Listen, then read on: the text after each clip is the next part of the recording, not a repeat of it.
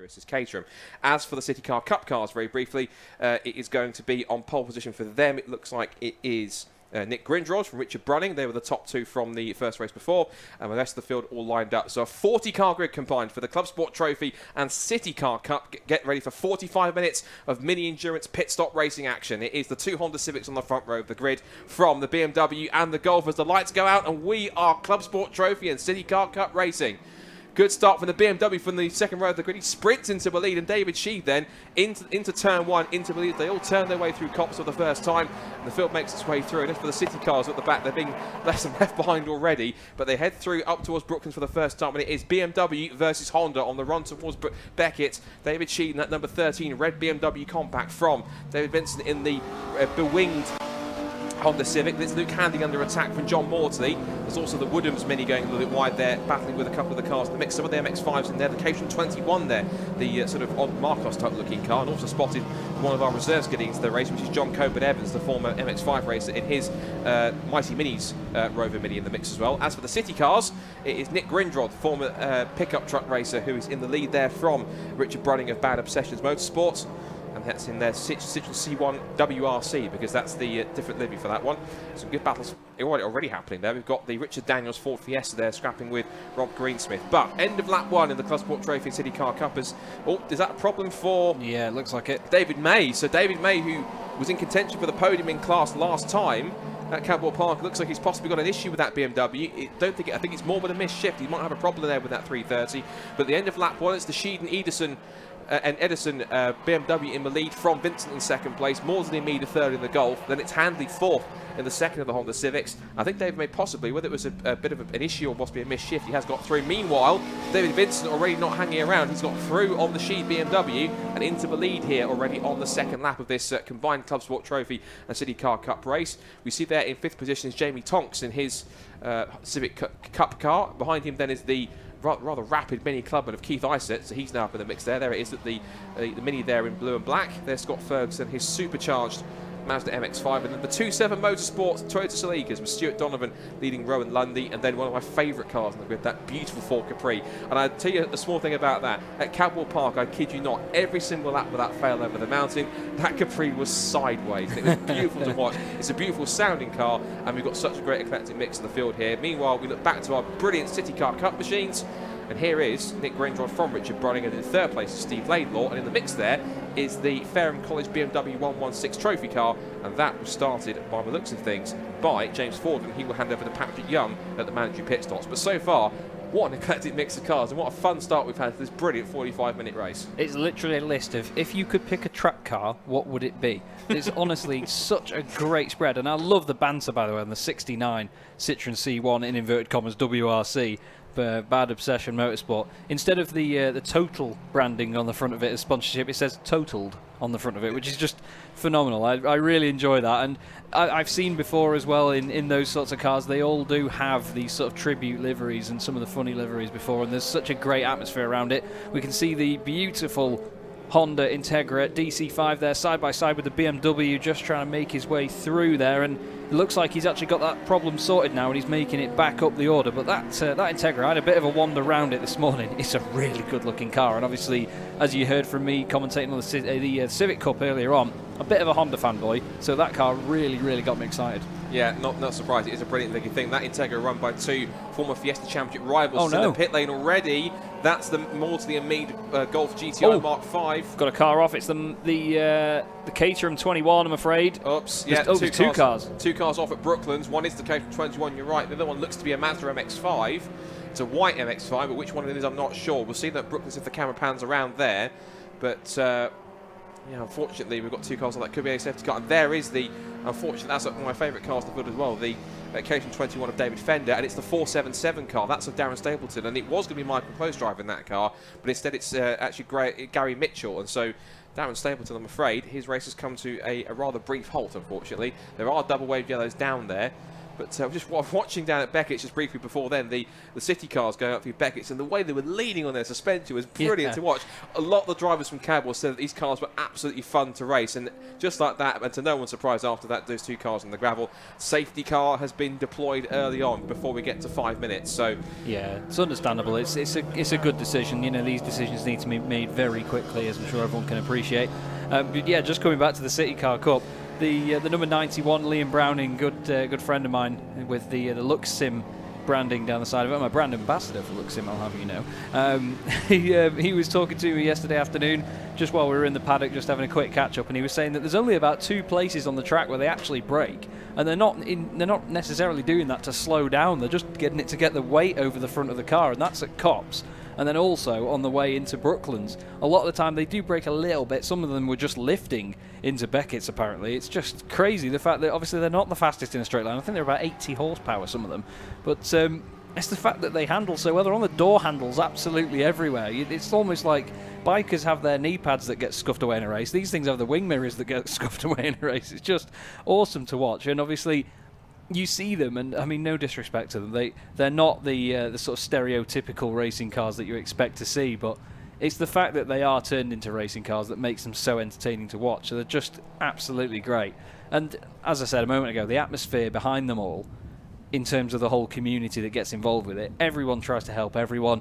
And again, I use that family cliche to compare it because it's just great. I really do enjoy it.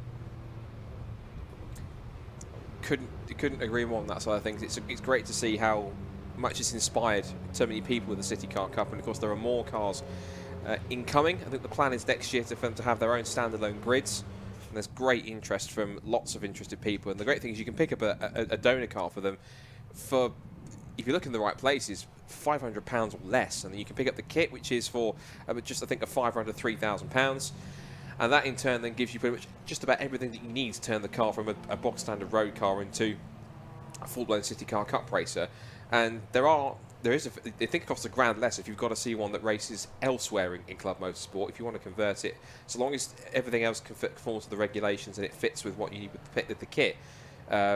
It's predominantly the roll cage, which is what you need, but the rest of it, you can knock £1,000 off the package if you already have a compliant roll cage for that car. If it's racing something like, for example, let's say like the C1 Cup, for example, if you want to turn it into one, if you want that option.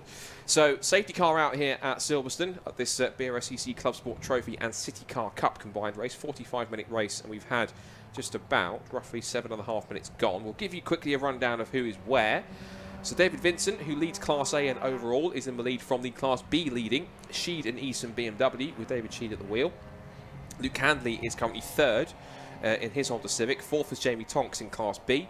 So Honda Civics who are in, there's three Honda Civics in the top 5, and then we've got the third place Class A car of Keith Isett in his Mini Clubman.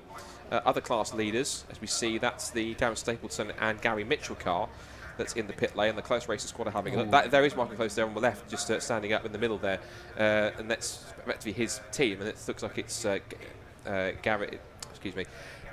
Stapleton at the wheel of the car, just understanding and describing what the issue was. And we have got the David Fender Caterham out to the gravel as well. It's lost a bit of its front lipper on the bonnet, but on the bumper, sorry, but the splitter, if I can get my right terminology. And he's going to come to the pit lane for the crew to have a look at that. Other class leaders we've got, so we've done B and C, because Class A leader is the overall race leader of Luke Vincent. So David Vincent, forgive me. Class B leader is the Sheed and Eason BMW Compact. Class C leader is Stuart Donovan, who is in 7th place in the 7 Motorsports Toyota Celica. And then Class D. We're getting going again, by the way. Safety car's just come in. Yep, Civic's just caned it down the straight, and it looks like it's left everyone for dead. I think some of them weren't expecting to go, especially the number 13 BMW there, actually. The Civic was gone. I mean, look at the gap. He's absolutely flown away because no one else was expecting the safety car to come in by the look of it. And he's got a massive lead as they cross the line. It was 5.1 seconds when he crossed the line. I don't think we were either. No, so I was not ready for that. But so class, just quickly run through the class leaders then. So effectively now, so it's still Sheed needs to lead in the class, but they're going to come under threat now from Jamie Tonks on the Civic just there. Oops! Oh, and that's the Richard Road London Toyota out of control. Oh goodness me! And also that's the Mark Thomas Capri. It's also in strife. We've also got David May BMWs off the road. And I hate to say it, but the Mark Thomas Capri looks like it might have a little bit of damage on the door. Hopefully it can carry on going, which it has, but that was a very out of control Toyota Celica, and thankfully no one hit it. It looks like there is a bit of damage to the, I'm not sure if it's the drive, well, it's one of the doors of the Ford Capri. They've all got going again, thankfully, after that, but that was a hairy moment down at Beckett's, which could have ended a whole lot worse. Yeah, definitely. It's we've seen scary moments there before in other series where the car just goes straight across on the grass, and you can get on the brakes, but once you're doing all you can do there, it's not going to slow it down any further. You know, it's a bit of a scary moment. So fortunately, we've got away with it. Here is a replay. So there is the number 13 BMW on its way in. Just have a quick look on the right and see if you see anything happen to the Capri. Oh, yeah. There'd already been contact there, hadn't there? Looks like it. So I think that those two have come together, and then a couple of cars ran wide, and the David May BMW went way out wide over the grass. I think it was the Declan Lee Mazda and the Honda Integra both ran wide to try and avoid a further incident. But I think the pair look like have come together, and I think it's the Capri that's come off worse damage-wise. I do like that Celica. I'm sorry, I just do. And there's a thing with me in Japanese cars. I almost owned one of those SS2s. And that's the David May BMW, and that's damage to the left front. Now, I wonder, he did run wide at there, so was he the third element in that incident, possibly? Because... Well, you've got to think as well, that's a much quicker car than the cars it was trying to overtake, like the Capri and the Celica. You know, you've seen that it's quicker before, so maybe he was just trying to get a move done, and maybe he's just swept them up a little bit as he's gone through. Well, I'm not sure if that's... Considering where it's parked, I fear it might be another safety car, because unless he can get it going again and limp it back round, because the unfortunate thing is, if he can limp it, I think he's gone past the pit entry. Yeah, he has. He's right outside our commentary box. Yeah, and it means he'll have to do a full lap to get back around again. It looks like he's damaged something on the left front, whether he's punctured the tyre or it's suspension issues. One of the two means he'll have to get back around as quick as he can. We're just looking at the 37 of the supercharged Mazda MX-5 Mark 1 of Scott Ferguson. And I was looking to try and go through the class leaders, but everything kept happening at once. So quickly to reiterate then, David Vincent is leading Class A and overall in his Honda Civic. Class B leader is still the Sheedon Eason BMW Compact. Class C is being led by the first of the two 7 Motorsport Toyota Celicas of Stuart Donovan, as David May trudges off thinking, well, that wasn't quite the way I wanted to spend my afternoon, but he will sure be back for more action. When I think next time he'll be out will probably be the, if I'm correct, the Compact Cup when he's out in a couple of weeks' time at Brands Hatch. Class D is the winner from last time. They were the only entrant in Class D last time, but a win is a win, and that's the Craig and Gary Butterworth Renault Clio Sport 172. And the Class E leader is the Matthew Fletcher and Chris Malloy Mazda MX-5 Mark 1 that was racing in the MX-5 Championship earlier on. And that's for the CityCar Cup. We can give you the run through for them. As we see now, possible change here for the leading Class B. Jamie Tonks tries to put his nose up the inside of the BMW of David Sheed, and then lapping the CityCar Cup cars. They're going to put a lap on the Trade Price Cars machine, and also one of the BRSCC ones in the mix as well. Here's some more of them further up, and there's David Vincent going through in the silver and red Honda Civic. It looks as though that this battle of the Class B is hotting up pretty nicely between David Sheed in that BMW and Jamie Tonks in the Civic Cup car. Going back to the running order of the CityCar Cup machine, so we see here I think that's a change for second, because it looks like Richard Brunning has lost second place to Steve Laidlaw in the Peugeot 107, but it's still, by the looks of things, yes indeed, they're just there, Nick Grindrod, who is leading the way in his Citroen C1. So it's Citroen's first and third now, sandwiching a Peugeot in second place, and they're coming up to be lapped by the overall race leader, David Vincent, in that beautiful looking bewinged Honda Civic. Yeah, it's great to see the Civic really balanced out with that humongous rear wing on the back of it. It looks great. He's still got the standard wing as well. That's the thing. So a lot of good aero on the back of that car. The City cars are actually 4 wide down the straight. You'll see them in the background of the shot. They genuinely are 4 wide. Oh, there's one of the yellow machines in there. They're actually door banging down there. It's folded the wing mirror in. Oh, there's contact in the straight line. That doesn't need to happen, guys. Come on. They really don't need to do that. That's the thing. We've seen people moving over on straights before in other series, and yeah, it's just a bit of a warning, like, yeah, come over, I dare you, but maybe a bit of retaliation there, I'm not sure, but that was the 96. And the 91. He made contact with, it was the yellow car in there as well, which... I think that's the yellow car. I think that's Paul Savage, I think, in the 142. He's the Peugeot, the second of the Peugeot 107s. Yeah. Yes, there he is in the background there. And also they're being lapped at the moment by the leading Class C Toyota Celica with Stuart Donovan, so they're going to make their way through the mix. Again, to finish off where I was going with the CityCar Cup order at the moment, it is Nick Grindrod who leads the way. It is now Steve Laidlaw who leads the number 100 Peugeot that we're seeing on the circuit on the camera right now. Third place for Richard Brunning, and it's fourth for the 71 of Ben Sharp, ex-Civic Cup racer. Fifth in class at the moment looks to be for the 96 of Schofield, and that's the 91 of Liam Browning. And then we've got the Tim Evans from the 83 of Craig Carter. I just want to make a very interesting quick point here, sorry, Scott. The fact that manoeuvre happened last lap and last time round may get some people a little bit in trouble here, because we've still got this BMW just on the exit of Woodcote on the straight. There's a yellow flag out down here, so some of the lap cars are obviously going through because it's more of a power section of the circuit, so the CityCar Cup machines are getting overtaken very quickly, but this BMW that's parked right outside is causing an issue. I think that, safety cars have been deployed again, and I think the obvious reason has to be to remove David May's BMW. So for the second time in this Clubsport Trophy CityCar Cup race, we are under safety car, unfortunately, but it has to be to remove David May's car safely. I think they've realised that with some of the moves that's possibly the case. So I think the clerk of the course has certainly made the right decision to throw the safety car again on that one. And we are getting to the point now where the pit window actually is now open. So, of course, drivers have to come in. And, of course, it was before, I think, a 90-second pit stop, but it's now a 2-minute one. They have to add an extra 30 seconds to sanitise the car for doing a driver change for obvious reasons. As safety comes out. Then we've got cars coming in already. David Vincent's in the pit lane, as is Luke Handley. And also into the pit lane comes David Shees. So the top three are all in under safety car conditions here. In the pit lane also is the two minis, the Rover Mini of John Coburn Evans, and also we've got in the pit lane Keith Isaac. We've got Scott Ferguson's in the pit lane as well. We've got I think Stuart everyone. Donovan's. Oh no, there's one staying out. Almost everyone. Stuart Donovan's in. We've got the leader in the CityCar Cup. We've got Nick Grindrod in. We've got Newbold and Court in. We've got our pit lane camera down here to watch the pit stops as they happen. I just want to go back to the contact that happened down the straight. They were four wide and it was looking great, but there was one car all the way over by the pit wall thinking, nah, I'm all right, thanks. But then the three of them, the yellow car was second from the end. And I think it might have been the 96 that did come over a bit. It's the 142 machine, the yellow car, so that is Paul Savage, like you say. But it just, here we go then. So you'll see it's the yellow car just going behind the what is the WRC car. You'll see it gets a whack in the side there. It is the 96, and then he'll come over again. There's an extra bit of contact. He tips him into the side. Is that the 91 car? Or I know there's another great. It is the 91, yeah. So he comes over on the yellow 174 machine. Sorry, 142. Apologies. And it just tips him across, and he's almost, if anything. I mean, I know that that Liam Browning won't be very happy about it, but the fact that Liam was there probably saved us from a bigger accident there, because it would have gone further over into the wall. Potentially, but in any case, if that is going to be looked at, and of course the clerk of the course will certainly have a look at that and look over it if needs be, and if they feel there's any blame to your portion, they will do. Well, like I say, it doesn't need to happen. It's a straight line, isn't it?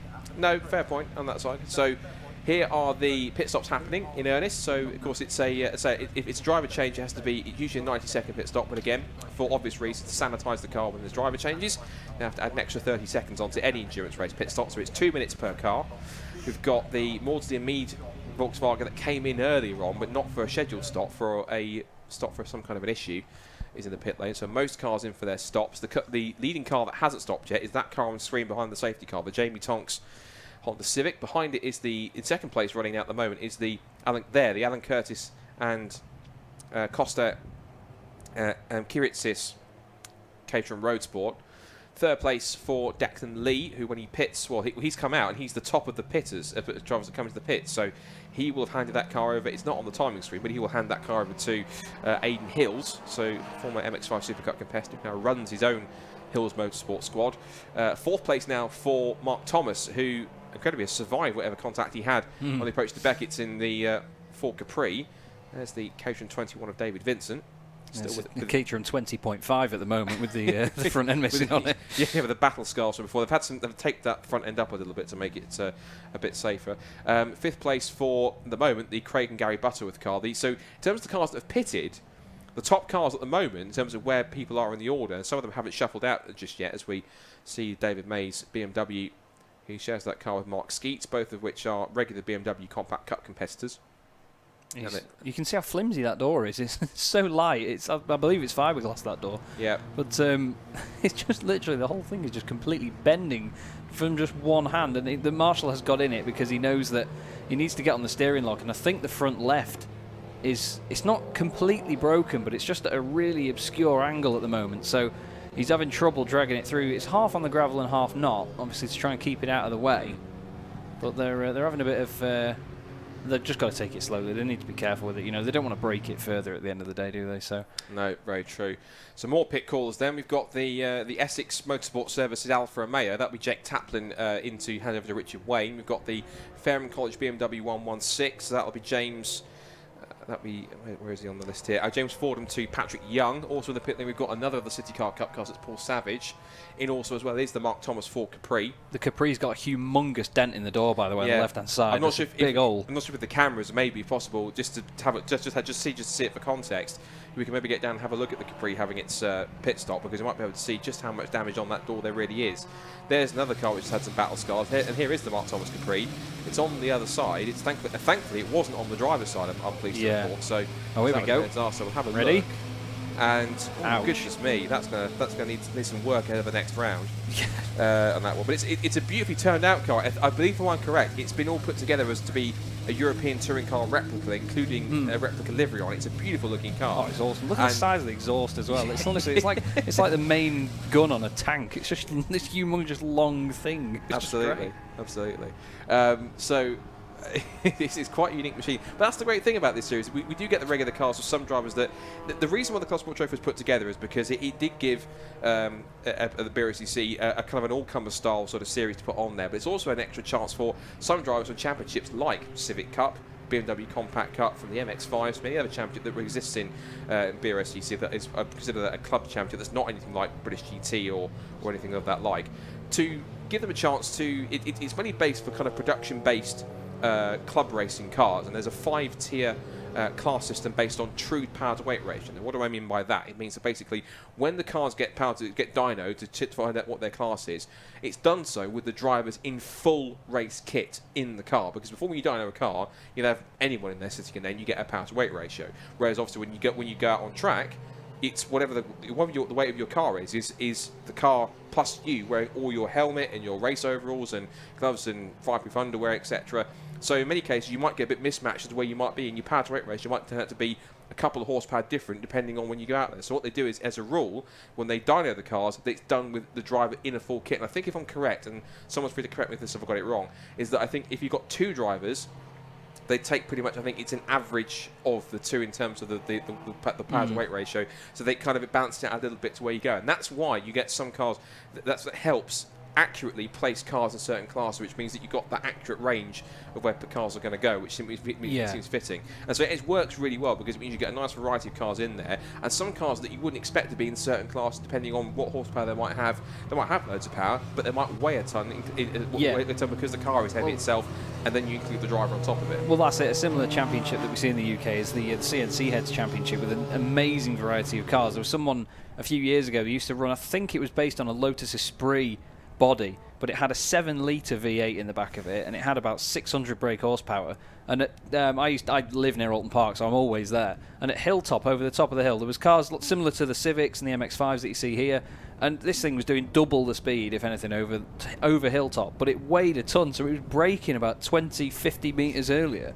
And there was also Z-Cars Minis in there as well, with turboed Hayabusa engines in the back of them, and they were like 400 brake horsepower. It was amazing to watch, but like you say, these sorts of series are the best thing to see a great variation in cars as the safety car makes its way in. Indeed, and we've still got cars to make pit stops, including the top two in the field, and Jamie Tonks has thought, right, if you're not going to wait for me, I'm going to go. So Jamie Tonks will lead the way.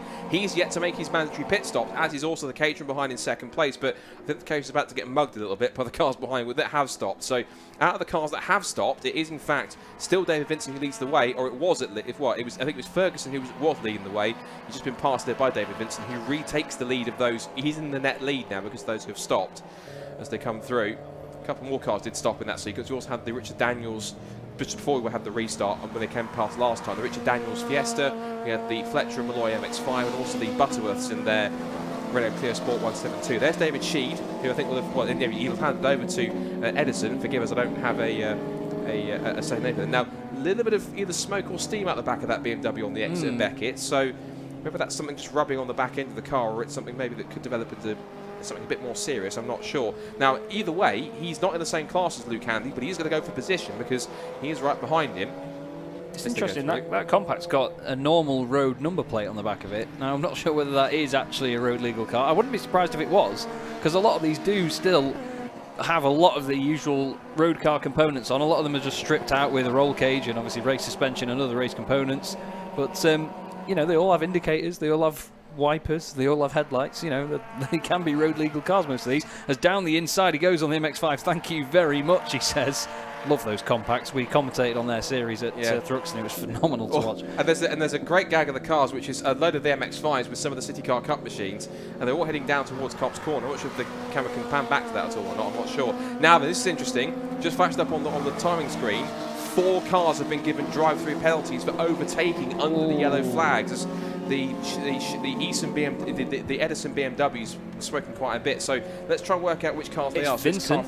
So it's the race leader. So Dave Vincent, just at the fast lap of the race, has been given a drive-through penalty for overtaking under yellow flags. Also been given penalties to the 159. That's Lou Bolden Court car is. Whoops! There goes the Toyota MR2. Sends MX-5 scattering. Oh, and the CityCar Cup cars came through so quickly. Oh, that caught me off guard for a second there, but thankfully he managed to get underway. That was the Toyota MR2 that was David Thomas, and he was so lucky for the CityCar Cup cars. Because they were too wide as well. Yeah, and they had the 223 MX-5. That was, if I can find him here, 223, which was MX-5s here for a second, unless it's in the mix or I can't see the number on the list either. It might, no, sorry, I've got it here. It's 223, which I think is the Chris Fantana, Nick Ramsden TRM MX-5. I'm correct. So, sorry, no, it's 221. So they've had a number stuck on the end of it. So, yes, 221. So, the cars that have got the drive-throughs, it's the number 5, which our race leader David Vincent. It's the 159, which is the New Bolden Court Integra. Also getting a drive-through is the 41, which is the Jamie Tonks Honda Civic, and also Luke Handley's Civic as well. So 3 of the Civics falling foul as well. It's all Hondas. It's 3 Honda Civics drivers and the Integra. So what this will now do, because remember, Jamie Tonks hasn't made his mandatory pit stop yet. He hasn't done that yet, which is he's getting to the end of that pit window. That's painful. And that's interesting because what it means he might have to do is he might have to go and take his drive-through, and then because he won't be able to serve his pit stop on that one, then go back around and then go and take a pit stop. That's an awkward situation for him. Now the Caterham's going to make his way into the pit lane. Here we go. This is a replay of what happened with David Thomas's MR2. Just got it on the curb and loosened the rear end. And look at the avoidance from the MX-5s. Very close for the. I think that was Martin Plowman getting very close to that, using all his experience. Then we've got the 2 and then wait wide for the CityCar Cup cars. Oh, and that was so. That was Steve Laidlaw, Nick Grindrell, I think, changing for the lead. I think it was as that was happening, and he had the Chris Fantana and Nick Ramsden car behind. There's the Rowan and Richard Lundy car with Richard at the wheel, cited where Rowan had that big off across the grass, but thankfully didn't hit anyone. I'm pleased to say. And now we see Jamie Tonks here, who yes leads the way but hasn't pitted yet. And David Vincent, it's all well and good setting fastest laps at the moment, but it's there. So the pit window is still open. The Caterham's in for its pit stop. Jamie Tonks pretty sure will have to. This is an awkward situation for him because he'll have to come in, and he's not coming just yet. So he's going to be careful because I think he's running out of time for that. In the pits, and once again, is the that'll be Gary Mitchell at least, who will be in for his pit stop, or at least having some kind of an issue there. But the 477 car is back in. It was the 71, by the way. Ben Sharp was leading the CityCar Cup. That changed when it happened just around the MR2 was second, but now the 22 has taken the lead now. So Grindrod has actually done that. But yeah, it's still incredibly close. There is a battle going on actually that I keep seeing as they come round. It's the 143 car of Alan Curtis and Costa Kraitis. If I've got that right, apologies if I've not. They're having an amazing battle with the MX-5 of Aidan Hills. They made contact twice a few laps ago at Brooklands and then into Luffield. And every time they come past, they're either completely nose to tail or side by side. It's an epic scrap. Absolutely. I think there might have been a difference on the time screen here for who was starting which car in terms of the Alfa Romeo, because who's starting the Alfa Romeo, because it thinks though it's possibly Richard Wayne that started the car, and then Jake Taplin's taken over. Jake, who was competing in the MX-5 Championship and had an extraordinary incident which I think not many people saw, which was at Cadwell Park, and forgive me for him to reminding people of it, but and he was fine, the car was relatively fine in most aspects, but had extraordinary incident at Cadwell Park when the car ended up going, I think, over the barriers at Cadwell Park on the end of the last corner. It wasn't, from what I understand, it wasn't like a really harsh accident. It just went over and sort of landed, I think, in the trees, in the base of the trees or the bushes somewhere. But thankfully he was okay. Maybe a little bit shaken up, and the car's been worked on, I think, back at the factory, back at the workshop. So in fact, instead of being able to bring that out for the MX-5s, they brought their beautiful looking sort of Alfa Romeo GTV, sort of modern day GTV Spider. Yeah. And they've got Richard Wayne in the mix as well. And that team was also out at Cadwell Park. They were going to try as one of the reserves with Perry Tubb, who's quite an experienced historic racer. And they had a really beautiful looking, it was a superb looking Proton Sactra in a Pertec livery. And it was a fantastic looking car. It's a shame it didn't make it into the race, but it was in the part. I saw it in the assembly area for qualifying. Beautiful looking car. So the pit window is still open. Jamie Tonks is showing as he has pitted now, so he must have come in and done that.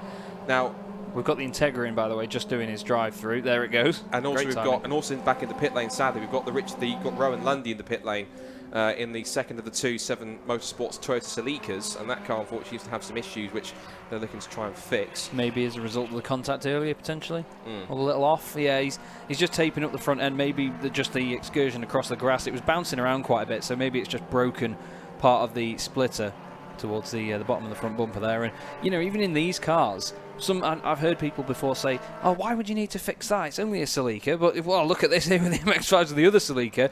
But the aero does make a big difference. This is the 12 car I was mentioning earlier with the 143 Caterham that's going through there as well. They've got the Alfa and the Celica. It's an incredible mismatch of 4 cars, this as well. We've got 3 open-top machines, and then the Celica, I believe it's the SS2 Celica, I think it is. Either that or it looks like a Celica GT, because it's got the GT wing on the back of it in many cases. But it's absolutely right. It's 4 rather different sports cars, which is you've got the Alfa GTV and the Caterham and the Toyota Celica, and you've got in the mix as well the MX-5. It's fantastic racing to watch, and Stuart Donovan's car is in front, a bit sideways there for the number 12. That's the Declan Lee, and the 5 is in for its drive-through, by the way. Just looked out the window, and he's just come through for his drive-through now. So he's just entered the pit lane, gone over the line to get it on the limiter. Now, I hate to bear bad news for 5 more cars, but we've got some more drive-throughs, but it's for leaving the pit lane under red lights. We've got to work these out now. So it's the 447, or it might be 477. It says 447 on there, but it's 477, which is the only thing I can see that's nearest to that is the Darren Stapleton and Gary Mitchell MX-5. 98 also has a drive-through, which is 98, which is, I can find it on my list here. I'm struggling to find a 98 on here for some reason. 23 has also got a drive-through. The rest of them are the city cars. So you've got Tim Evans, Liam Browning, and Andrew Schofield. The 23, 91 and 96. But yeah, I know what you mean. 98, I can't see that anywhere on the list, I'm afraid. Maybe 99, Chrissy Palmer. But if they hang a board out for it, it might confuse people. No, well, looks like that car didn't take the start because it was listed there. I'm guessing that's probably what gave that spot for the first reserve, which is John Coburn Evans' Rover Mini in that side. But yeah, you said we've got the other ones. It's 23, as you said, of Tim Evans, the 91 of Liam Brown, and 96 of Andrew Schofield, all of them leaving the pits under red light. So plenty of drive-throughs, unfortunately. So we see there Mark Thomas with his slightly battle-scarred Ford Capri, but carrying on. Whilst we've got a chance that we've got pit windows now closed. Now this is interesting because I saw the Caterham go into the pit lane, but it's not registering as him having pitted, which is interesting. That's a bit confusing to me, but we'll have to wait and see on that. Even so, I'm going to quickly go through the classes in terms of who's where at the moment, with 12.5 minutes to go here. This action-packed Clubsport Trophy CityCar Cup race. There is the 23 of Tim Evans. He's one of the 3 cars that in that class has to make a drive-through. There's another one, the 96, and he's battling away with the 318 of Simon and Paul Toolan in the Trade Price Cars livery car. Simon, of course, a former coordinator of the Civic Cup, and he's there with his brother Paul, and they're having a good time out there in the mix. In a different car when they raced at the first rounds at Cadwell. There's the Edison BMW there. He's showing with David Shee. That car still smoking or steaming a little bit on the rear of that car, but it's not affecting his pace too much. And in fact, in many cases, that probably arguably gives him the lead, because if either that's not the TSL updating him as being a pit stop, or he genuinely hasn't come in, but I was pretty sure that he did in many cases. But we'll come back to that later. The Capri's around. There's a car in front as well. The MR2's gone around at Cops. I just saw the Capri going sideways, and then just off the left of the shot, the MR2 had gone around. He manages to recover, but that was a right moment. I just heard tyre squeal and thought, oh wow, the Capri's actually making a lot of squeal for the fact that it's drifting slightly, but maybe just in avoidance there. That was a real scary moment, but we got lucky to get away with that. There's no shortage of action in this race. You can finally get through to your class leaders. Yeah, so let's just go through class leaders. I need to quickly reset my timing for a second on my screen because it's not completely up to date. It's still showing as David Vincent leading. We know that's not true. So, quick reset of my timing, which shows me that currently at the moment, Okay, right now it's now showing that the Curtis and Kiritsis Caterham is in the pit lane, but whether or not they've realised that they've actually come in too late, I'm not sure. It gives the lead now to the car coming through Woodcote right now, which is the Sheed Neeson BMW that's come through with Edison at the wheel. So they now lead overall, and in Class B. Class A leaders is the David Vincent Civic, despite the drive-through penalty for overtaking under yellow flags. Just going through shop there through some of the city cars and the MX-5s. Class C leader is still Stuart Donovan in the Celica. In fact, let's give the top three for each. So Class B leader should now be Sheed and Edison in the BMW Compact. Second for Class B should be Scott Ferguson in the supercharged Mark 1 MX-5, and it's third place in the class, I think, for the Anthony Woodham's Mini. They've been working quite a lot, posting on social media. There is the Curtis and Kiritsis Caterham, but I think, fellas, you might have pitted way too late, I'm afraid. I think it might be an issue with the car, you know. Well, it could be either that, but it looks like he's doing up his seatbelts for that in any case. So, to me, it looks like it. And they've also, it looks like a stone or something has smashed the windscreen as well, which is quite unnerving. But if that is their genuine pit stop, and also one of their headlights is facing the wrong way on the front of the car as well. I think that's from the contact with the MX-5 earlier. It was very elbows out. I've been told as well, Costa Creatis, I was just making sure, because I've heard his name before, and our director and producer, Luke Austin, it's his birthday, by the way, happy birthday, Luke, has informed me that Costa is known as, within karting as well, he's been known as the Greek god of speed, but at the moment, he's the Greek god of pitting too late.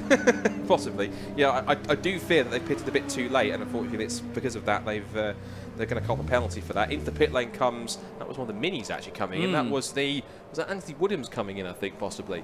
Anthony Woodham's yes, in the it was, yeah. It was, yes, and he's in the pit lane, so that means he relinquishes what would have been his, well, that was class, he's in Class B, so he's lost it, so that means that gives now Jamie Tonks, I think, the lead now in, the Curtis and Kiritsis car is going to go back out, and I think still in third place in class.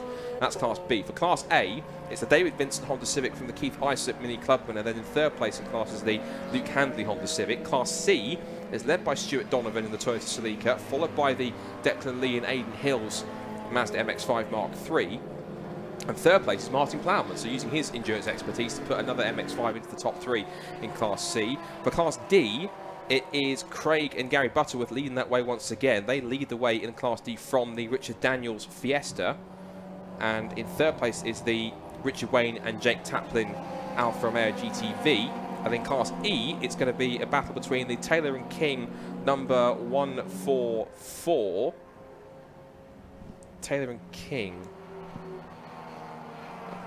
Oh, sorry.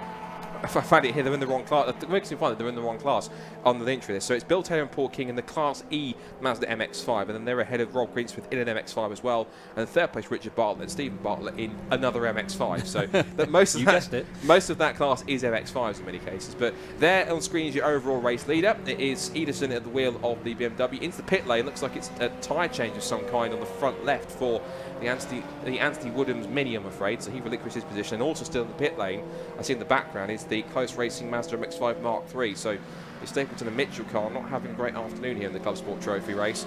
But David Sheed is, and he put in a really good performance. And we've also got in the pit lane a few more CityCar Cup cars as well. They've got in that they're also in two. I think we've got more in stop-goes and drive-through. It was stop-goes here, so we've got 37 and 78. Have both got 4-second stop-go penalties. These are all for pit stop infringements. I think for pit stops too short. So it's a 4-second stop-go penalty for 37 and 78. 37 is Scott Ferguson. He was up in the top three in his class, in fact. So that'll drop him down. 78 also has a penalty, which is the... Oh, it's a spin. That's the leader. That's the Sheed and Neeson BMW off the road. Gets it back going again pretty quickly. Listen to that. Sounds fantastic. It's not too bad, and he had good reason to fall and throttle off of that because he wants to keep his lead. The 78 car, which again, unless we're being blind, which you probably are, can't see a 78 on the entry list. There's a 178. It might be the 178, possibly Richard and Stephen Bartlett in that case, and we'll go with that. The 96 is one of the... it's Andrew Schofield. He's having a nightmare, isn't he? That's another penalty. It's contact and 2 penalties for him, unfortunately. And it's the 143 that's also got a penalty. That's a pit stop. That must be for the late pit stop. That's the Curtis and Costa Kiritsis caterings come in. I figure that's probably for pitting too late outside the pit stop window. Yeah. So on that side, so that will give the order a further shake-up. And thankfully, after that, despite the only lost him pace-wise, 7 seconds off his best. That only lost him that much. It now puts him, well, I say that, only 3.7 seconds ahead of David Vincent now. So Vincent, despite his drive-through, is powering back towards the front of the field. And is there issues again? There is, and that is the Class D leader. That is Craig and Gary Butterworth in the Renault Clio. And I'm not sure if there was contact with somewhere. There was a bit of bodywork that went flying, a piece of debris somewhere that went flying. Oh, and that's the anti-Williams Mini with severe visibility problems. That's front downforce, that. So yeah, well, it's certainly giving quite a lot of front downforce, but I think he's trading off a lot more downforce for a lot less visibility, which is not what he needs at this point. So it's also drag. Yeah, absolutely, it's not good for fuel consumption either. But what it also done, goodness me, it smashed the windscreen that you can see just through the gap there. He's going to have to pit immediately. And I wonder, I don't want to suggest it was anything by the mechanics, but he was in the pit lane just recently. Yeah. I don't think that's. I'm not suggesting at all it was their fault at all, but he was just in the pit lane. I wonder if that was an issue for them. It's got built round the side of it. It's a bit unbuilt now by the look of it, isn't it? But you can see he's thinking, right, where's this pit lane? Let's be careful. And that's the thing. You just need to be careful above anything else here. There's no rush because I don't think that car will go back out with the windscreen in the state it's in. And what doesn't help is he's having to look through with the bonnet up. He's having to look through the gap in the gap underneath it, but because of the gap in there, it's got smashed glass, so it's got a really poor visibility. And I don't envy him having to try and get into the pit lane like that. But using radar next. I think he's got some visibility as he comes in, so it's not as bad as I thought. But there's enough for him to trundle down the pit lane, and then he comes. Yeah, that's going to be the end of that race, surely. Yeah, I can't see him being allowed out with 4.5 minutes to go with a smashed windscreen. That's not going to work. It looks like it's bent the hinges as well because it won't go back down. Oh dear! You can see he's trying to pull it down, and that's a write off that. And that'll be it's come back down again, but that'll be wind pressure from it just been getting caught underneath it, and so where he goes. And I think possibly one of the officials or the kind of on such. Oh, that's caved the windscreen. Goodness me! Yeah, that looks. I mean, I said one of the cars before looks like it's done some round. You can see his frustration. He threw the steering wheel at the door there. Don't break that window as well, mate. I said a car went through a few rounds for Frank Bruno earlier. That looks like it's been in a fight with a T-Rex. That thing. It's absolutely caked in dents and smashed glass. Absolutely. Real shame though. Real shame. Let's also quickly give a shout out to what's happened with our CityCar Cup cars. This is the 91-96 having a good battle here. This is Schofield and Laidlaw. Schofield and Browning, and that's Browning going up the inside of Schofield, and Tim Evans in the Toyota Aygo. The only Toyota Aygo in the CityCar Cup field is in the mix there, as we see. That's the Colin Newbold car. And is he battling with on position? No, because Ferguson's in 5th position. He's a little bit higher up than those guys. And also there's the Rowan and Richard Lundy. Oh, the 96 that you just mentioned there. He's actually coming in for his stop go now.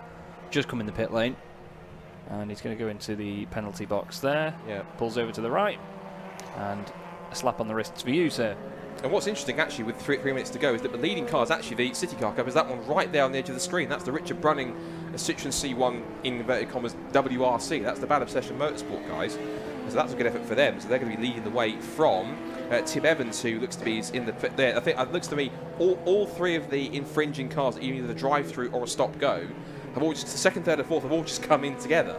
So what they might do actually is give 2nd place back to Nick Grindrod, who is back in 5th position after he was at the early leader.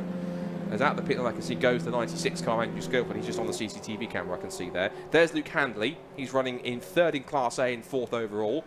And there, just in front, is the 21 car. That's the Fletcher and Malloy MX-5 running 5th in class. And here is still the overall leader.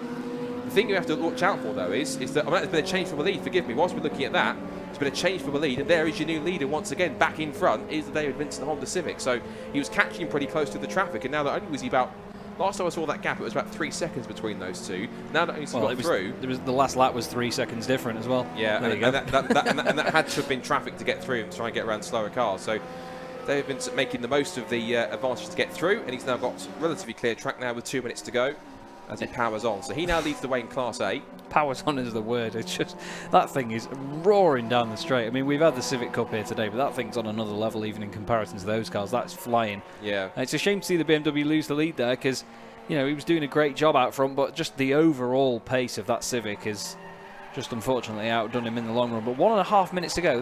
This race, are you sure it was 45 minutes long?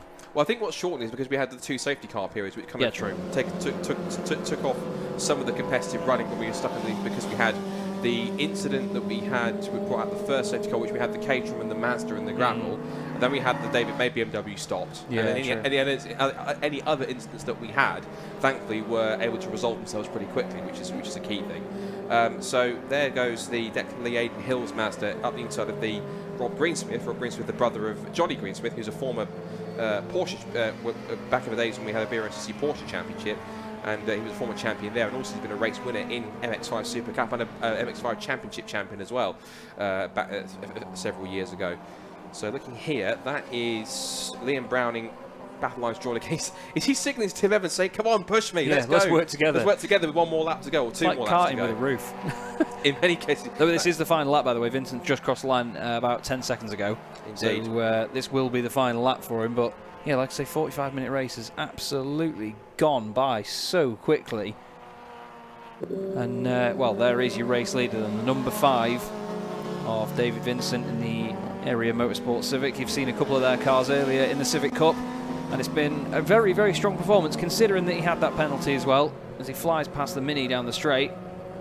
It's been a very, very strong performance. And the Caterham, by the way, has just come back in, the 143 Costa Creatis car. But here is your race leader, Scott, as the timer hits 0. What a great drive this has been. Yeah, not even a drive-through penalty can slow him down as he heads into Luffield for the final time. And for the last time, it will be a driver taking the checkered flag. It's been a magnificent race day, and we're going to cap it with a very eventful but exciting and entertaining 45-minute race. And up to the checkered flag, it will be victory in the Clubsport Trophy, and overall and in Class A for David Vincent, who comes across the line and takes the checkered flag. I think he does. I didn't see the checkered flag. Yes, it does. It does go out. Didn't see it on the pit wall immediately, but David Vincent does indeed take victory. It's going to be second place, not too far behind, and Class B victory for the David Sheed and Edson BMW, as it will come through in a few moments' time. There it is. So that's second place overall and class victory. We'll also look out for more of our class winners in a moment, and also for our CityCar Cup winners as well. It should be a victory in a CityCar Cup if he comes across the line for Richard Brunning. We've had second and third come across the line. That was a 91 of Browning and the 23 of Tim Evans. So yeah, so Liam Browning and Tim Evans have come across the line. It's going to be a Class C win when Stuart Donovan comes through in the Celica. And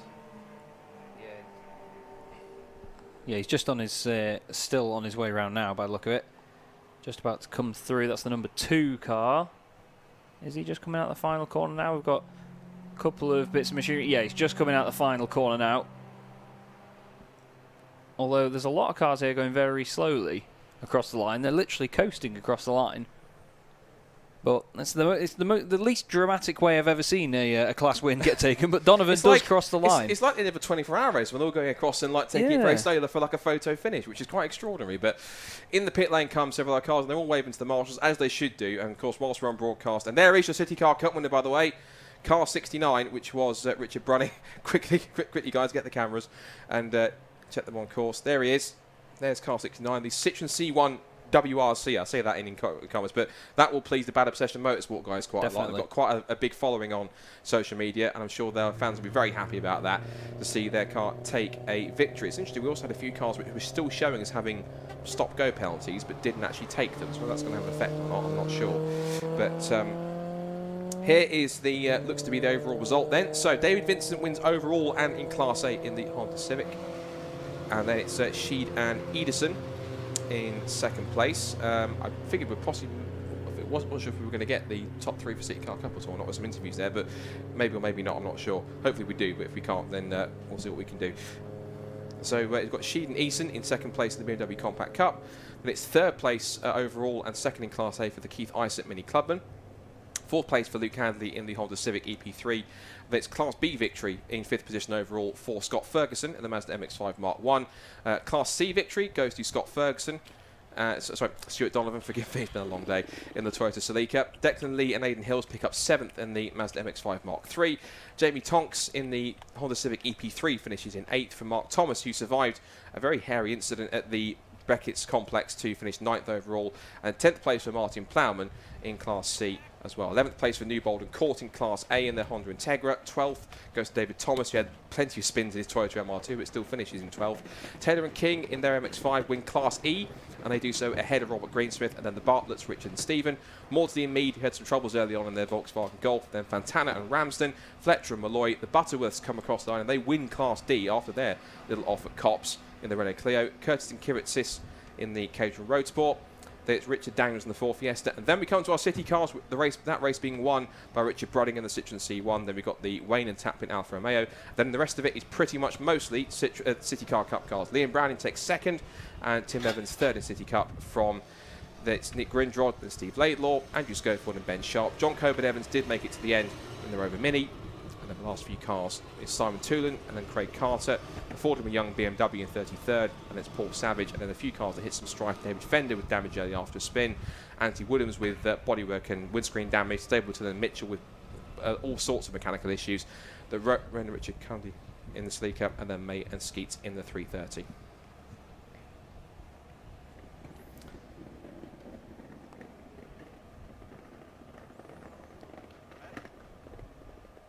And so we're going to hand down to Bryn.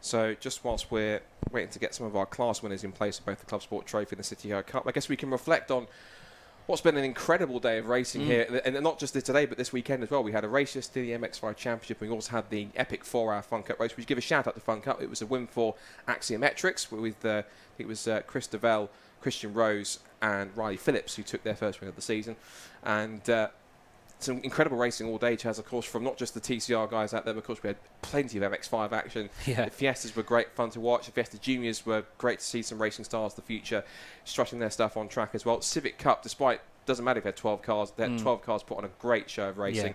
Yeah. And to cap it all off as well, an incredibly eclectic and entertaining Clubsport Trophy and CityCar Cup race to round off what's been a phenomenal weekend of racing at the home of British Motorsport. Yeah, it has indeed. And I mean, when I saw the bill for this, when I got asked to commentate today, I jumped in the air pretty much. It was just amazing. The fact that there's so many close racing series here. All of the MX5 groups were just amazing. And the Super Cup. Civic Cup was great. So was Touring Car Trophy as well. It was a joy to commentate on that. And we do have Bryn now in the pit lane, I believe, who's going to take us through some post-race interviews. Yes, indeed you do. I'm here. Everything is working. A few technical gremlins at the very, very last bit of the day. I think it's been fried by not just the heat, but all that exciting racing. That was, David, one of those races for us watching. It was a 45-minute race, but it just flew by. Yeah, like I say, not for me. It was a long race and the temperatures were soaring. Didn't make it easy for myself with the penalty overtaken on the yellows. When you catch the C1s on the straight, you try and pass around the corner, all of a sudden they're not actually that slow on the corners. So, yeah, made it difficult for me, but still managed to do it in the end, so happy with that. It reminds me of looking at British touring cars years and years ago, and it was Capris and Minis on track, and the Capris used to just blitz it off the line, but getting in the corners, the Minis are so nimble. Yeah, it's really unique. It's great to race with all the different cars. You know, the Capri was really fast down the straight, not so fast in the corners, and the Mini the opposite. So you have to sort of plan how you're going to pass them. Yeah, such a good race. Yeah, such a good race. As the race goes on and your brain gets warmer and warmer and warmer, how does that planning go? Is that when mistakes can happen? Yeah, you can make some mistakes. I've done a couple of 24-hour races now, so 44 minutes isn't so long these days. But yeah, just try and sort of keep focus, and you know, you've got your air vents, your windows open, trying to keep cool. That's all you need to do, really. Just keep them pumping the laps in and get through the traffic quickly. Yeah. Because it's one of those things, isn't it? You can race for 40 minutes, make one mistake, and that's not just your race over, but that's it all done. And you managed to keep it all going. Were there any moments along the way, apart from that little problem you had with the overtaking on yellows? Yeah, no, personally I was okay. When I was trying to catch this gentleman who was in P1 at the time, he did make a mistake and span at turn 2, I believe. So, yeah, that's part of the game, isn't it? It's not all about lap time. If you make a mistake, that's going to cost you dearly. So. Yeah. And of course, when you've got you've got people coming in doing pit stops as well, you've got all this changing going on. If you do make one little mistake early on, you get a bit of time to maybe get it back together. But if you make that mistake late on, that's it. Yeah, that's it. That's why I used to do a bit of sprint racing. Like you say, if you make one mistake, that's pretty much your race ruined. So doing this, you can make a mistake and you can plan, you can speak to your engineer and work out how to get back up, and that's what we did. So brilliant. Amazing. Well done. Congratulations. Thank you, mate. Cheers. There you go. That's our race winner there from the Clubsport Trophy. We'll go different classes. There are different classes along the way, but we haven't got time to speak to all the different classes. What we're going to do is speak to the CityCar Cup winner. Let's go and grab the CityCar Cup winner. He's around here. If we can bring him towards us, and we'll get a quick word with Richard Brunning, because that was a really, really positive from him race. He had to deal with a fair bit along the way. So Richard, just here, well done to you. If we could spin you around, Richard, it's so bright so we can see your face. There you go, much nicer.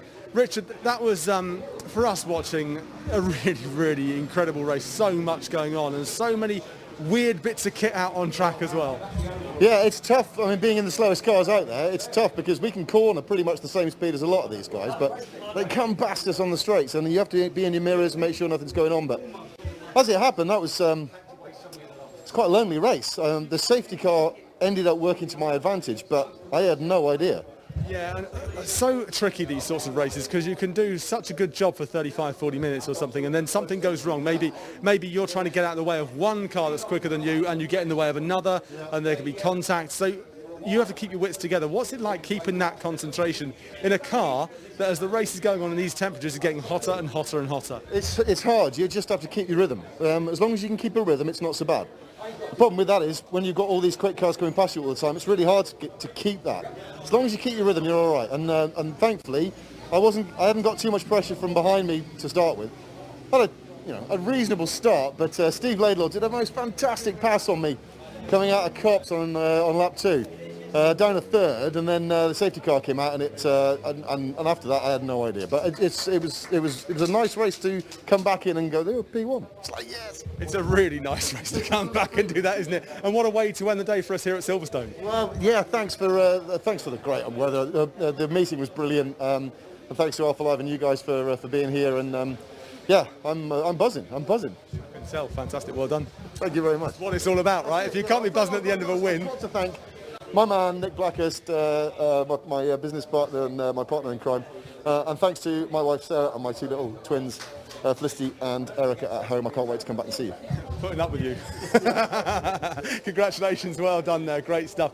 What a day, what a day's racing we've had here from Silverstone, from the National Circuit. It's so nice to come back racing, isn't it? I know that it's a bit weird with masks and no people able to see it actually at the circuit, but hopefully you've enjoyed the coverage.